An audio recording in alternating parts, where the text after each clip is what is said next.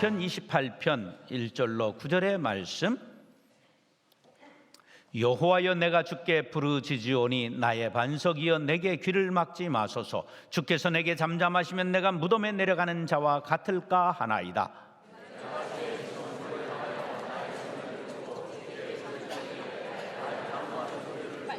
악인과 악을 행하는 자들과 함께 나를 끌어내지 마옵소서. 그들은 그 이웃에게 화평을 말하나 그들의 마음에는 악독이 있나이다.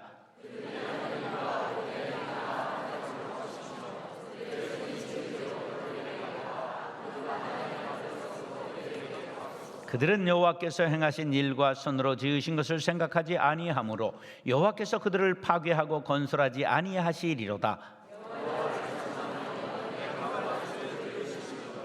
여호와는 나의 힘과 나의 방패이시니 내 마음이 그를 의지하여 도움을 얻었도다. 그러므로 내 마음이 크게 기뻐하며 내 노래로 그를 찬송하리로다.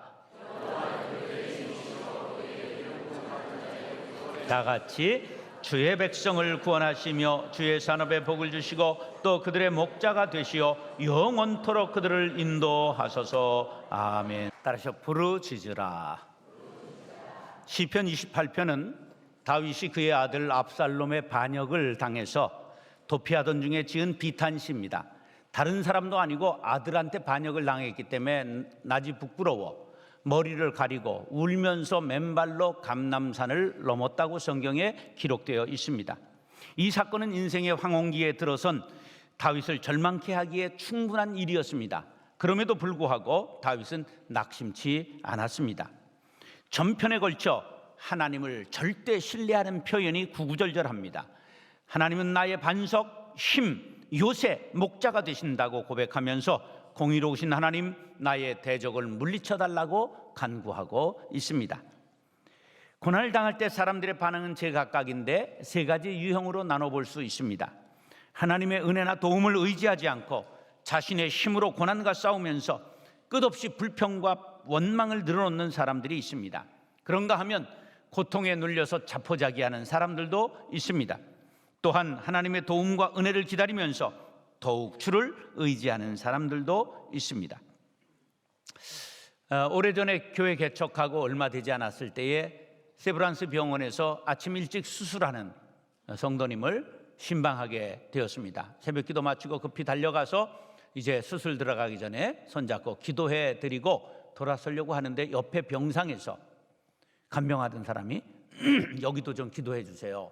그래서 이제 돌아서서 어디가 아프세요? 그리고 기도하려고 그러는데 소용없어요.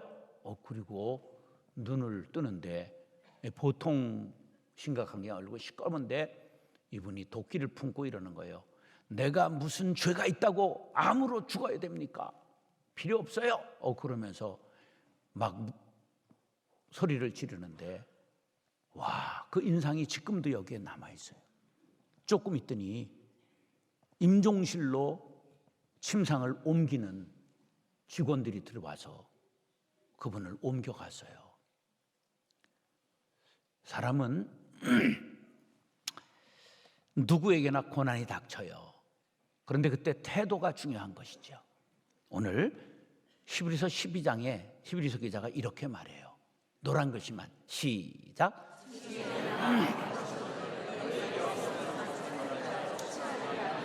11절.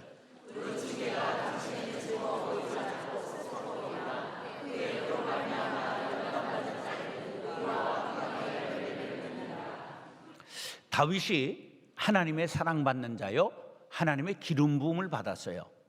그런데도 고난이 끝이 없었거든요. 그 까닭이 뭐냐 하면 바로 구속받은 하나님의 자녀들도 이와 같이 고난이 계속될 수 있다 하는 것을 다윗을 통하여 우리에게 보여주었습니다. 자, 예수 믿고 죄사함 받아 우리가 천국의 시민권을 받았는데, 그러니까 고난이 끝나고 영광만 남아있잖아요. 그렇지 않죠? 고난과 질병과 가난과 풍파 모든 것을 당할 것을 다윗을 통해서 보여주시면서 다윗은 그럴 때 어떤 태도를 가졌던가, 믿음의 선조인 다윗을 통해서 우리에게 그런 극복 방안을 보여주신 것입니다. 시편 28편은 비탄시예요. 비탄에 젖어서 지은 시라. 그런데 이런 유형이 158편 중에 36편이나 나오는 가장 중요한 분량을 가지고 있는 중요한 시입니다. 비탄시는 구체적으로 시인이 각종 질고에 직면하여 하나님께 그 고통을 호소하면서 구원을 간구하는 내용을 담은 시로 개인적인 비탄시와 민족 비탄시가 있어요. 지금 우리가 민족적으로 비탄에 잠겨 있지요. 그런데 이렇게 되면 또 개인적으로도 어려움을 겪어요. 이게 하나가 될 수도 있습니다. 비탄시는 세 요소로 구성되어 있는데, 따라서 호소, 간구, 찬양, 고통에 대하게 아주 긴박하게 호소를 하고요, 조속한 구원을 간구하고 있고, 자신의 호소와 간구가 하나님에 의하여 필히 성취될 것을 선취적으로 확신하며 미리 드리는 찬양으로 되어 있습니다. 그러니까 이 비탄시에서 가장 중요한 우리가 기억해야 될 것은 선취적 신앙이에요. 김치국물을 먼저 마시라 이거예요. 먼저 마시라. 우리가 스테이크 먹기 전에 먼저 뭐 먹어요? 숲 먹지요. 그런 것처럼 우리가 먼저 선취적 신앙을 가지면 고난을 이길 수 있다 하는 것을 보여주시는 것입니다. 지금 상황이 어려우냐 힘드냐? 그럴수록 오히려 찬양하라, 승리를 선포하라. 하나님께서 반드시 구원해 주신다. 원수를 물리쳐 주신다. 문제를 해결해 주신다. 질병을 고쳐 주신다. 결박을 풀어 주신다. 너희 믿음이 가라앉지 말고 도전해라. 이런 것을 우리에게 던져주는 것이 선취적 신앙입니다. 수많은 질고 가운데서도 다윗은 좌절하거나 절망하거나 포기하지 않았습니다. 더욱이 사람을 의지하거나 인간적인 방법을 사용하지 않았습니다. 궁극적인 구원은 하나님께 있음을 믿고 하나님을 붙잡았습니다. 이것이 절대적 신앙이라고 말하는 것이죠. 우리가 신앙생활을 한다고 하지만 내 방법과 내 생각대로 되지 않을 때 무릎 꿇고 주님만 바라보고 두 손을 들고 쉬운 것은 아니에요. 근데 한번 생각해 보세요. 손을 우리가 손가락을 뱉잖아요. 그럼 얼른 여기다가 바르고 데일밴드를 묶으면, 이 데일밴드 특정한 상품을 선전해 죄송한데, 그러면 며칠 있으면 아물잖아요. 그런데 작은 상처라도 즉시 치료하지 않으면 고생하죠. 예, 이거 잘라진 손도 즉시 접합하면, 봉합하면 이게 제 손 기능을 발휘할 수 있는데, 하루만 떨어진 채로 그대로 두면 봉합해도 제 기능을 할 수가 없습니다. 마찬가지예요. 우리가 영적으로 살 수 있는 비결이 뭐냐? 하나님과의 교신이 끊어지지 않고 하나님과 늘 교통하는 것입니다. 하나님께 부르짖는 것입니다. 사랑하는 형제 자매 여러분, 오늘 말씀을 통하여 하나님과 교신이 평생 지속되는 비결을 깨닫고 하나님의 능과 하나님의 권위 나의 것이 되는 지혜로운 승리자들이 될 수 있기를 예수님의 이름으로 축원합니다. 따라서 응답하시는 하나님께 손을 들고 부르짖으라. 기독교를 기도교라 한다면 기독교인은 뭐 하는 사람입니까? 어떻게 그런 걸 그렇게 잘하세요? 그렇습니다. 우리는 기도하는 사람들이에요. 기도는 영혼의 호흡이요 하나님과의 대화입니다.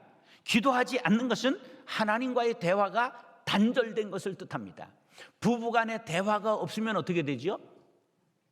한 지붕 두 가족 되는 거예요. 침상 각각 쓰고 각방 쓰고 그렇게 되는 거죠. 이 중에도 같이 들어왔지만 들어가서 따로 사는 사람이 있다는 걸 제가 압니다. 왜? 대화가 없기 때문이에요. 그래서 우리 도시는 복을 받은 게 대화동이 있잖아요. 대화가 안 되는 사람들은 글로 가라는 거예요. 글로 가라. 이런 말 들어보셨어요? 통즉 불통이요 불통즉 통이라. 두 가지 통이 있어요. 서로 통할 통자와 통증 통자가 있잖아요. 막힌 것이 없이 통하면 아픈 것이 없고 막혀서 통하지 않으면 통증이 생긴다는 것이죠. 혈이 통하면 통증이 없고 혈이 통하지 않으면 아프게 된다는 뜻이에요. 세상에 어떤 시련이 있더라도 기도할 수 있는 믿음만 있으면 하나님께서 문제를 해결해 주실 줄 믿으시면 아멘 하시기 바랍니다. 하나님께서는 역사와 자연을 통하여 우리에게 계시하시고 성경과 예수 그리스도를 통하여 특별히 우리를 만나 주십니다. 반면에 인간은 자신의 뜻을 기도를 통하여 하나님께 나아가는 것입니다. 기도는 만사를 형통케 합니다. 다윗은 고난 중에 응답하시는 하나님께 손을 들고 부르짖었다고 1절, 2절에 이렇게 말합니다. 시작.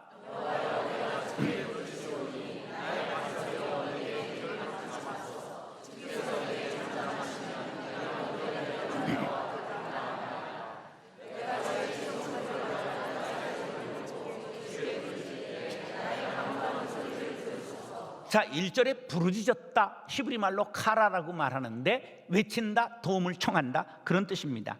하나님은 우리의 피난처요 힘이시니 환난 중에 만날 도움이 되신다는 것을 믿으시면 아멘 하시기 바랍니다. 2절에 보면 두 손을 들고 하나님 앞에 부르짖었어요. 두 손을 들었다는 건 두 가지 의미인데, 하나는 히브리인들이 두 손을 들고 기도했습니다. 왜 그랬느냐? 이게 주석에 보면 하나님께서 두 손에다 복을 주신다, 이렇게 생각을 했어요. 그런데 이게 좀 시간이 지나면서 어떤 것이 성경에 나오느냐 하면 우리의 마음과 손을 아울러 하늘에 계신 하나님께 들자, 이렇게 나와요. 그러니까 이게 손을 드는 게 무엇까지 드는 거예요? 마음까지도 드는 것이죠.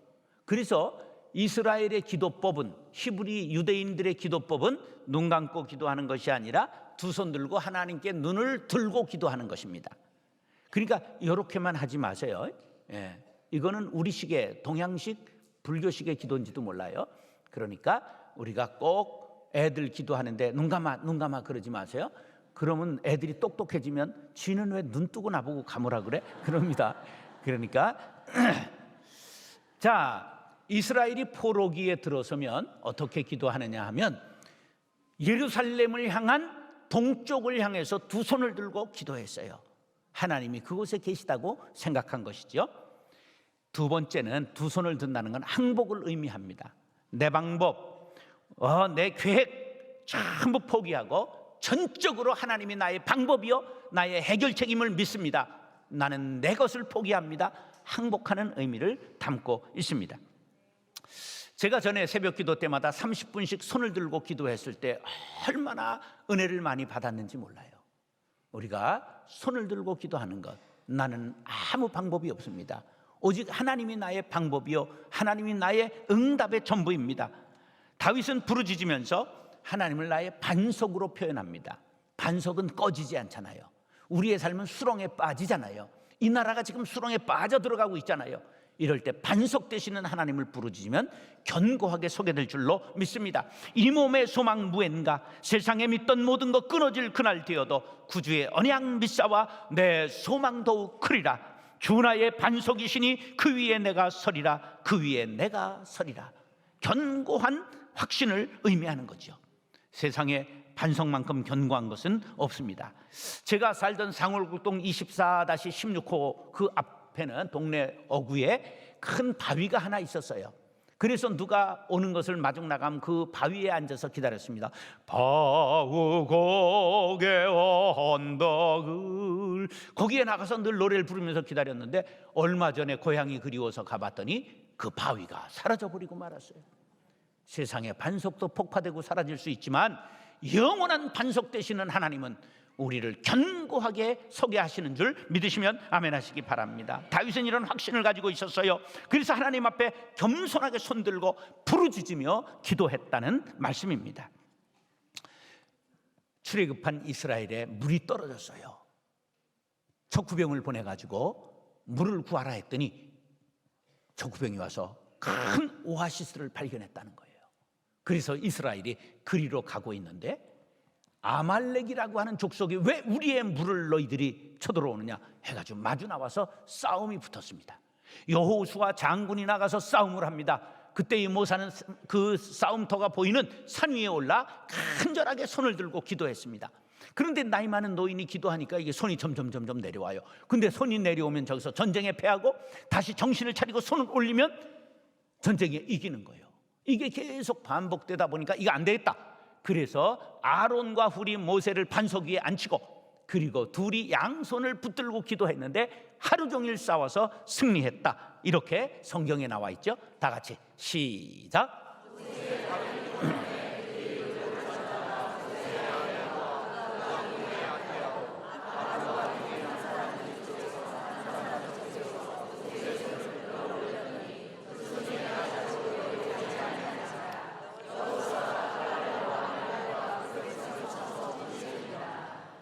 우리가 성지순례 교회에서 1차로 갔을 때 제가 저 산에 올라가 가지고 그 앉았던 모세가 앉았던 바위에 앉아 가지고 제가 손을 들고 장로님들이 손을 받치고 기도했다는 놀라운 사실. 자, 이 사건은 첫째는 전심으로 부르짖으면 응답받는다. 두 번째, 합심 기도에 위력이 있다는 것입니다. 여러분, 가정에 문제가 생길 때 내 탓 하십니까? 아니면 부부가 손잡고 기도하십니까? 합심 기도의 능력을 체험하시기를 바랍니다. 지금 나라가 막 두 짝으로 갈라지는 것 같잖아요. 이럴 때 누구 탓하지 말고 함께 손잡고 기도하는 기도의 백성들 될 수 있기를 간절히 바랍니다. 그러면 하나님께서 이 나라의 문제를 해결해 주실 줄로 믿습니다. 2차 세계대전 때 프랑스가 독일에 함락되자 영국에서 30만 대군을 도보 해협을 건너서 이제 프랑스를 구하기 위해 보냈습니다. 근데 구하러 보낸 30만 영국 병사가 독일군에게 완전히 포위되어 전멸의 위기를 당했습니다. 히틀러가 전부 죽이라고 명령했습니다. 한 사람도 남기지 말라고 말했습니다. 그래서 견디다 못해서 이제 다시 영국으로 후퇴하라고 왕이 명령을 내렸어요. 그런데 막 독일의 폭격기들이 전부 폭탄을 싣고서 이제 폭격을 하려고 그러고 탱크가 전부 진격을 해옵니다. 그때의 조지 6세 영국 왕이 기도의 날을 선포했습니다. 마이크 라디오에 나와서 전 국민들에게 우리가 기도합시다. 30만 대군이 위태롭습니다. 우리 두 손을 들고 기도합시다. 전 국민이 기도했어요. 근데 어떤 일이 생겼느냐 하면 갑자기 하늘이 흐르더니 먹구름이 쫙 몰려와 가지고 앞이 안 보여서 폭격기가 뜨지 못했습니다. 탱크가 진격하지를 못했어요. 그런데 도보 해협 해안에는 날이 청명해가지고 30만 명이 하나도 상하지 않고 전부 영국으로 퇴각했습니다. 할렐루야. 우리 기도의 두 손을 들고 나라를 구하는 기도의 용사가 될 수 있길 바랍니다. 방패되시는 하나님이 우리나라를 지켜주실 줄로 믿습니다. 사랑하는 형제 자매 여러분, 다윗은 위기의 순간에 두 손을 들고 기도하며 응답받았습니다. 우리 모두 응답하시는 하나님께 두 손 들고 부르짖는 기도의 용사들이 될 수 있기를 예수님의 이름으로 축원합니다. 공의로 보응하시는 하나님을 신뢰하라. 지금 우리나라 참 위기에 빠졌잖아요. 그런데 탄핵을 하니 헌법재판소의 말을 믿습니까? 무슨 국회의원들은 지들이 뭐가 잘났다고 대통령을 탄핵하느냐 그러지요. 특검이 무슨 뭐를 하면 뭐 대통령 니네들이 어떻게 그렇게 할 수 있느냐. 그래 나라가 전부 갈라져 있어요. 이건 왜 그러냐? 세상에는 완전한 공의가 없기 때문에 사람들이 승복하지 않는 거죠. 공의로우시는 분은 하나님밖에 없는 줄 믿으시기 바랍니다. 오직 공의는 하나님밖에 없습니다. 다윗은 그 하나님을 신뢰했습니다. 그러기에 공의로우신 하나님께 대적들을 고발하고 악행을 낱낱이 고하고 있습니다. 3절로 5절 시작.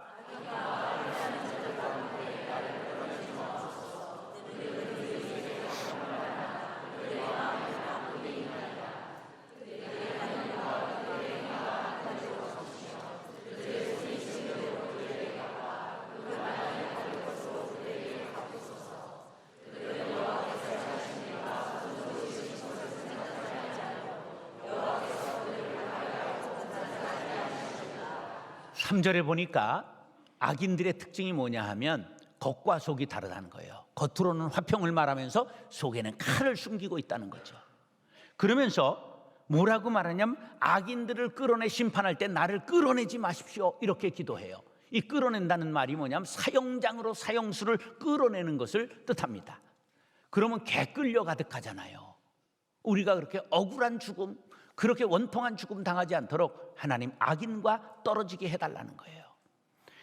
악인들의 공통점이 뭐냐면 위선, 선을 가장하고 그 다음에 경건의 능력을 부인하고 그리고 교만하고 그리고 의인의 고난을 기뻐하지요. 여러분의 마음속에 조금이라도 이런 마음이 있다면 저 악인이 될 가능성이 있다는 것을 아시고 전부 내려놓으시기 바랍니다. 저기 첫 번에 보니까 술로만 그랬네. 입술로만이 왜 술로만으로 바뀌었는지 모르겠는데.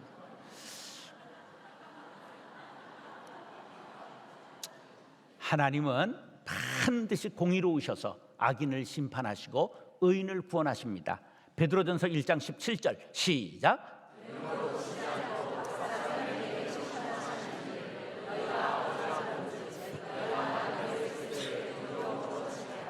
자, 내가 악합니다. 그리고 명찰을 달고 다니는 걸 보신 분들이 있어요?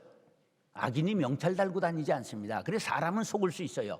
그러나 하나님은 속일 수 없다고 베드로후서 2장 9절 시작.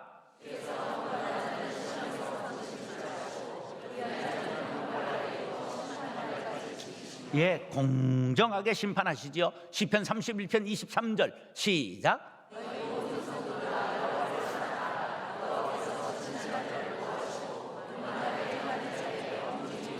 어떻게 갚으신다고요? 엄중하게 갚으세요. 호가호위한 사람들 보죠. 호랑이를 믿고 자기가 여우가 호랑이 행세하는 걸 호가호위라고 그래요. 대통령 믿고 호가호위했던 사람 이기붕이는 어떻게 했어요? 자살했죠. 그 다음에 차지철 총에 맞아 죽었죠. 장세동 박철원 지금은 사라져버리고 말았죠. 대통령의 아들들 형 최순실 그 모습들을 보셨죠. 그리고도 학습이 안 되면 문제가 있습니다. 여러분, 악인들 곁에 가지 마시기 바랍니다. 시편 37편 1절 2절 10절 시작.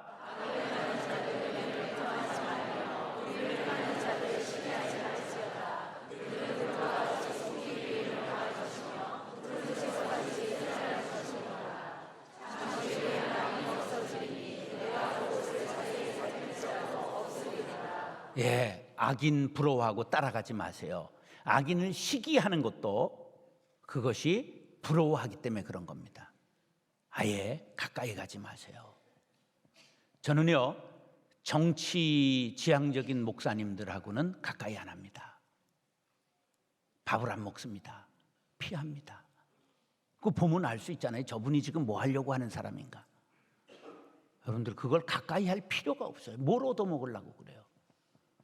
하나님이 함께 멸망시킬 수 있기 때문에 조심해야 됩니다. 중국에 요임금이라고 들어보셨죠? 옛날에 요임금이 이 왕이 너무 하기 힘드니까 지혜자를 불러서 넘기려고 사람들을 알아보니까 허유라고 하는 사람이 굉장히 지혜롭다는 거예요. 그래서 허유에게 왕위를 물리겠다 그랬더니 허유가 그 소리를 듣고 기산이라는 깊은 산속에 들어가서 숨어버렸어요. 그러니까 또 몇 년 지나다가 야, 저쪽 땅이 어지럽다고 그러는데 저 구주를 전부 허유가 다스렸으면 좋겠네. 그리고 사신을 찾아서 기산으로 보냈습니다.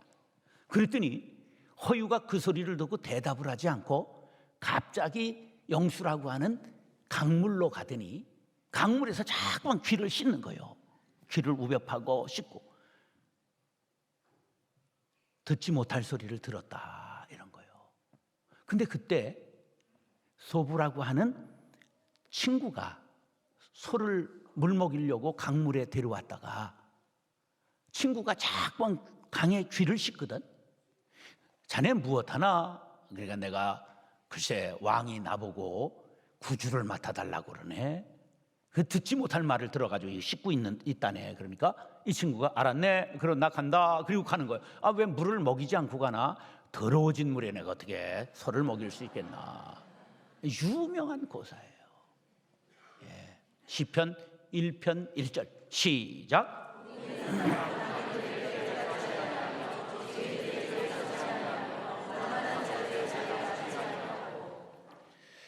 하여간 대통령 선거 때 막걸리 얻어 잡수지 마세요. 고무신 얻어, 옛날 얘기지요. 그렇죠? 그런 거 잘 안 하죠. 따라다니지도 마세요. 그냥 신성한 한 표만 찍으세요. 그거에 목숨 걸고 괴거품을 물고 누가 돼야 된다. 그래가지고 다 실패했는데 또 속아요. 왜 그렇게 학습 효과가 없습니까? 공의로우신 분은 누구밖에 없다고요? 하나님밖에 없어요. 그게 믿음이에요. 덜 나쁜 놈 뽑는 거예요. 덜 나쁜 놈. 이게 신앙이요. 왜 그 신앙을 갖지 못할까? 공의의 하나님께서 반드시 악인은 심판하십니다. 시편 145편 20절 시작.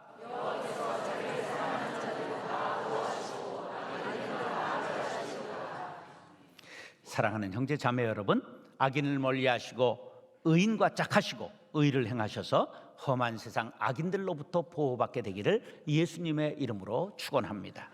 따라서 기뻐 찬송하는 자녀에게 복을 주십니다.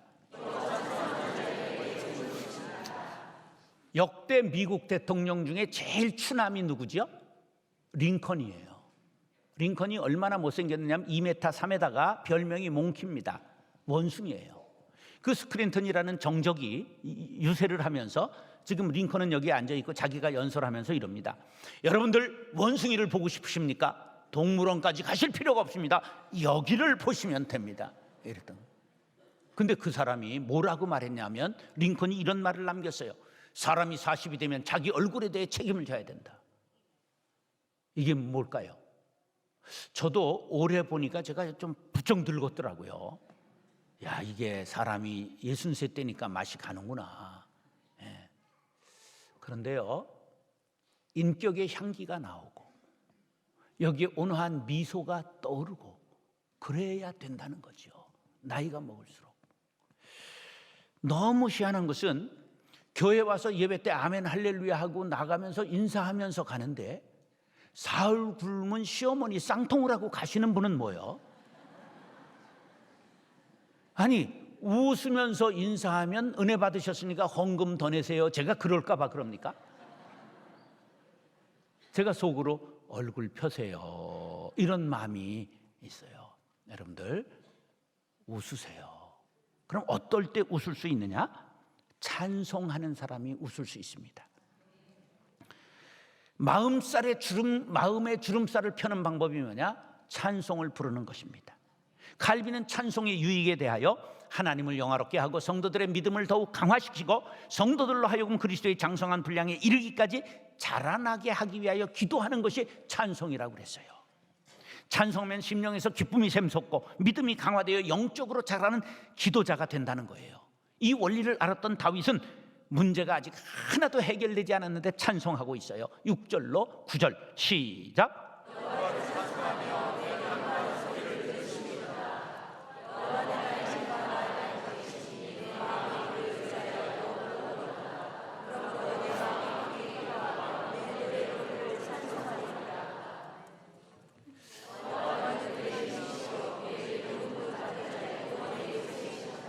아멘. 자,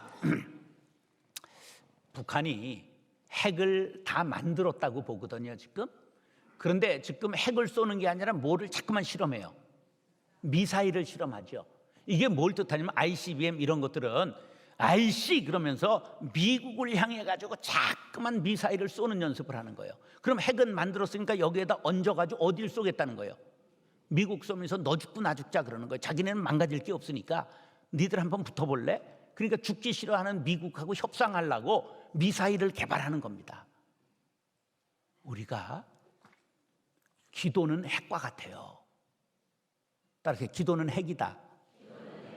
그러면 이 기도를 하나님 앞에 상달 올려보내야 되잖아요. 그런데 이 기도를 탑재해서 쏘아 올리는 게 뭐냐면 찬송입니다. 찬송의 기도를 실으시기 바랍니다. 따라서 감사의 기도를 실자.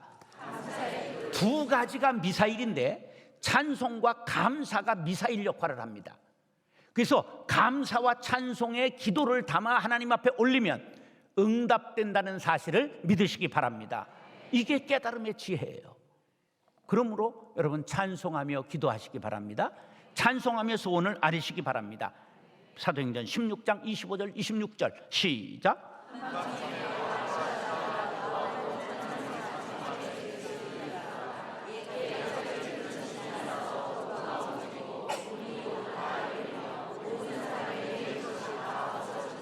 할렐루야. 찬송하면 여러분의 갇힌 모든 것이 풀어지는 역사가 일어나게 될 줄로 믿습니다. 그래서 찬송을 부르세요. 찬송을 부르세요. 놀라운 기적이 생깁니다. 찬송 부르세요. 할렐루야. 하나님은 나의 힘과 방패요 요새가 되시기 때문에 내가 크게 기뻐한다고 다윗은 노래했습니다. 웨슬레는 찬송을 부를 때에는 영감 있게 그리고 열심히 부르라고 말했습니다. 총독 느헤미야는 백성들에게 여호와를 기뻐 찬송하는 것이 너희의 힘이라고 말했죠. 느헤미야 8장 10절 노란 글씨만 시작. 예, 지금 사순절 기간이에요. 사순절 기간에 금식하는 분들도 주일날은 금식 안 해도 됩니다. 왜? 주일은 뺀 거예요. 사순절 46일 동안 40일은 사순절이고 엿새 주일은 빼는 겁니다. 왜? 주일은 부활의 날, 축제의 날, 찬송의 날, 기쁨의 날이기 때문입니다.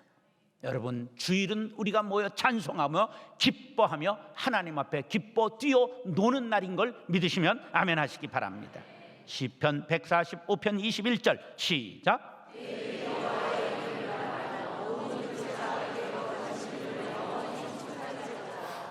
다윗이 8절에서 하나님이 그들의 힘이라고 하는 말씀이 나와요. 자기의 힘이 아니라 온 백성의 힘이 된다는 거예요.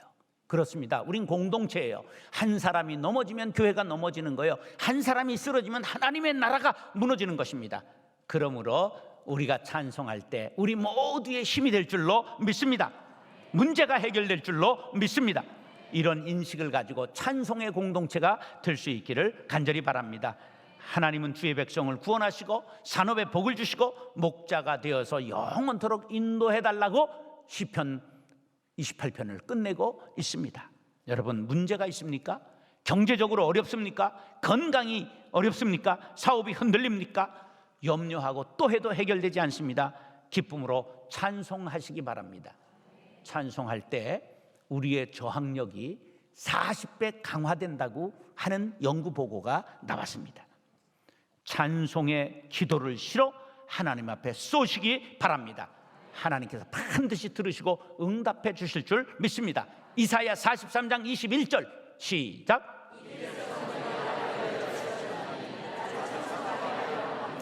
예, 우리의 본분이 하나님을 찬송하는 것입니다. 그러면 하나님이 기뻐하시며 우리의 모든 문제를 해결해 주실 줄로 믿습니다. 사랑하는 형제 자매 여러분, 어떤 고난과 역경이 있어도 찬송하면 우리의 상황보다 여건보다 훨씬 크신 하나님이 우리의 문제를 전부 덮으시고 해결해 주실 줄로 믿습니다. 그리 되시기를 예수님의 이름으로 축원합니다. 따라서 부르짖으라. 응답하시는 하나님께 손을 들고 부르짖으라. 공의로 보응하시는 하나님을 신뢰하라. 기뻐 찬송하는 자녀에게 복을 주십니다. 우리 결단의 기도를 묵상으로 1분간 드리겠습니다. 사랑과 은혜가 풍성하신 아버지 하나님, 이 시간 주님 앞에 간절히 부르짖습니다. 손을 들고 기도합니다. 항복하고 기도합니다. 신뢰하며 기도합니다. 공의로 이 땅을 보응해 주시옵소서. 기뻐 찬송하며 기도의 미사일을 주님 앞에 기도를 담아 미사를 쏩니다. 주님이 응답해 주시고 해결해 주십시오. 참 좋은 일로 인도해 주시고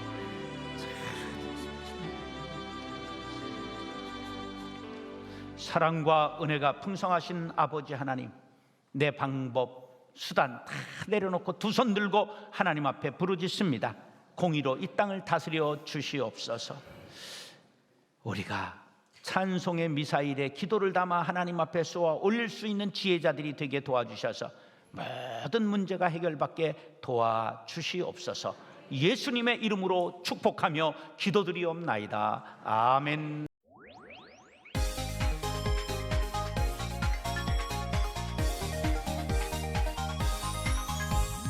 내 아침을 맞을 때면 말씀으로 시작해요.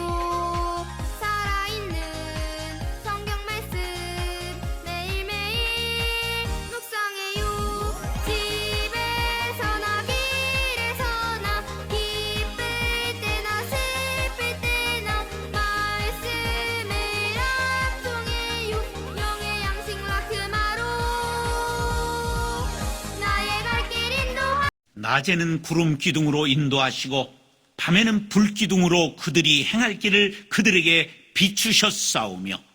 느헤미야 9장 12절. 그 말씀은 생명의 말씀 365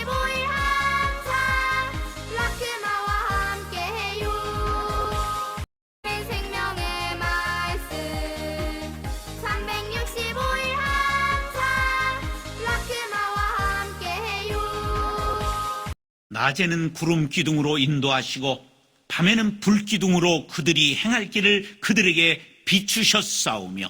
느헤미야 9장 12절.